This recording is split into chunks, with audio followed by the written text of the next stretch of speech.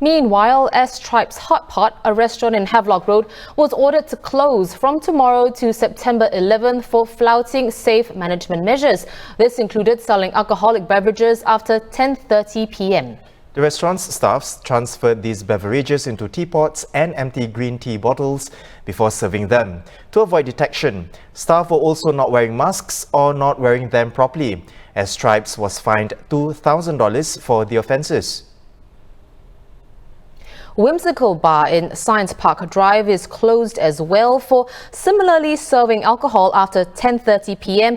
and allowing groups of more than 5 people to sit together. The bar was also operating without a food shop license and tables were placed less than a meter apart. The adjacent unit, Create Kitchen, also violated similar measures and was ordered to close until September 11th. Both these businesses were fined $1,000 each. With citizens and establishments bending the rules, experts have said it's not too soon for people to let their guard down.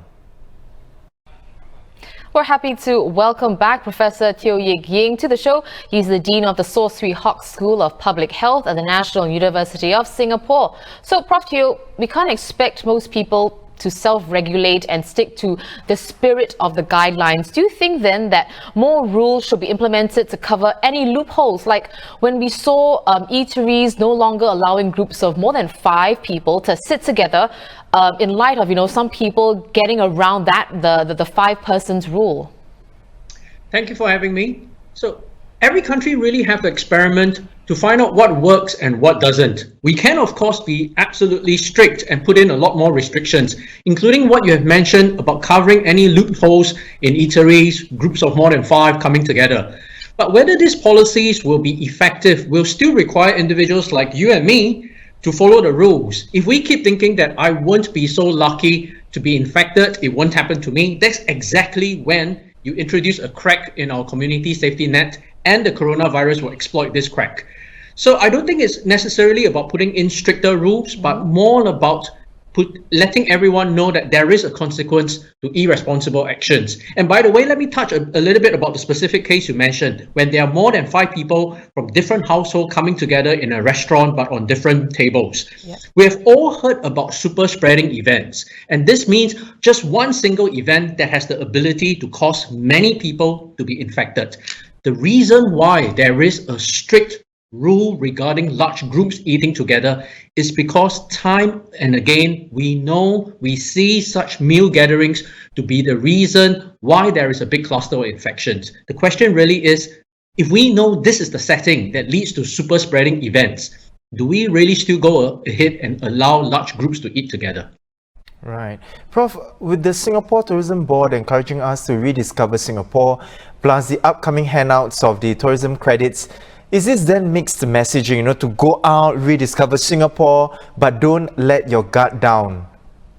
Well, not at all. It is not mixed messaging at all. I think COVID-19 is going to stay with us for the next 12 to 18 months, likely till the end of 2021. And what that means is that we really have to learn to live with the virus in a way that allows us to lead lives as normal as possible, without significant risk to being infected and for the virus to spread in Singapore. A country that sees very little community cases, but if the people are suffering because of widespread job losses, business failures, or that we are all getting a mental burnout because we keep worrying about the virus, our jobs, people can't go for holiday breaks, our lives will be rigid and miserable with all the things we cannot do.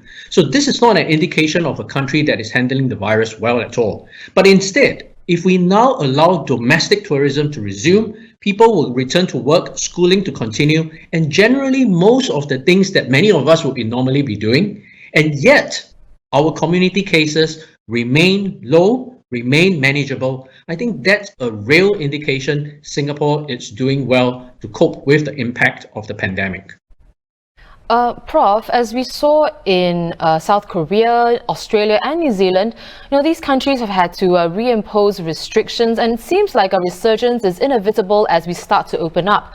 So is it possible at all to achieve an ideal equilibrium of not running the risk of a flare-up in the community while still enjoying our daily life and reviving the economy at the same time? So I think what we are trying to do now is exactly that, letting lives return to normal for the most part while managing the risk of a resurgence in the community. We see that now there's some relaxation of our border control measures to Brunei and to New Zealand, two countries that have actually done very well in keeping their number of community infections low and quickly stamping up any flare-ups. And I think this has to be the same for Singapore, because we will see the occasional uptick in the number of community cases, even perhaps a large cluster emerging. But I think the measure of success here is really in the ability to stamp down these community cases and clusters without having to resort to a widespread lockdown. And I think as Singapore continues to lift more and more measures, especially around travel, I think we have to remember that the personal defenses, such as mask wearing, social distancing, personal hygiene, will continue to protect us as individuals. And I think we have done very well playing our part up to today to keep the numbers down. So I think let's keep doing that, and also to encourage our friends, families, and colleagues to do so as well.